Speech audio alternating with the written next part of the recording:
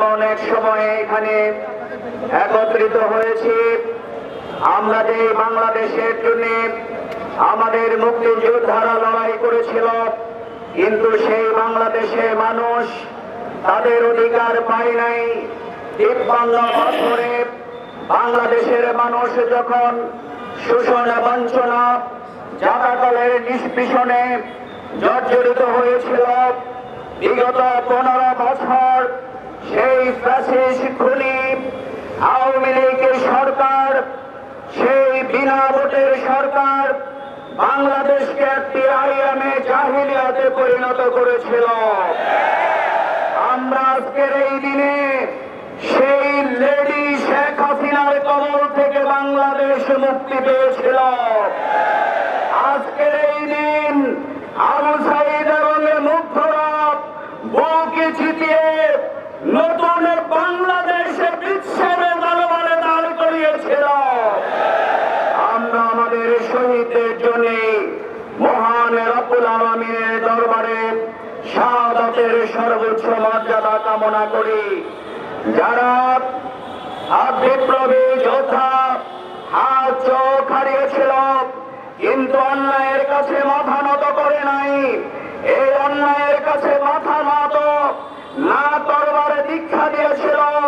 2006 সালের 28 অক্টোবর আমাদের প্রিয় ভাই শহীদ মুজাহিদ মাসুম শিবন এই ফয়সালেরা জীবন দিয়েছিল, কিন্তু অন্যায়ের কাছে মাথা নত করে নাই।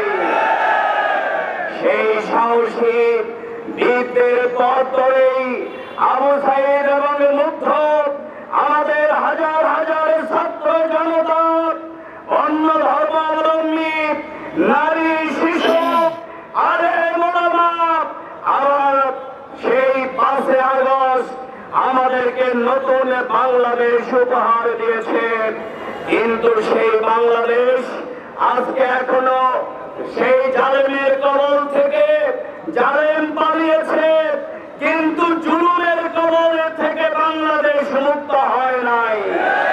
এখনো সেই হেলমেট বাহিনী থেকে এখন পাথর বাহিনীতে রূপান্তরিত হয়েছে।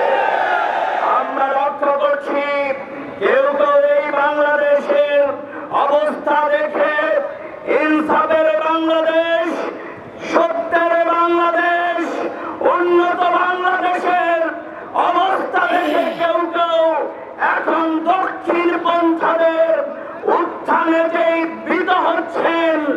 আপনাদেরকে বলতে চাই, আগামী দিনের বাংলাদেশ ইনসাফের বাংলাদেশ, আগামী দিনের বাংলাদেশ কোরআনের বাংলাদেশ। সুতরাং উই ওয়ান্ট জাস্টিস সেই স্লোগান দিয়ে আবু সাঈদ মুগ্ধরা যেই জীবন দিয়েছিল, আসুন সেই বাংলাদেশ বিনির্মাণের জন্য তারা স্বৈরাচার মুক্ত করেছে। আমরা ইনসাফ প্রতিষ্ঠার জন্য আপনারা কি জীবন দিতে প্রস্তুত?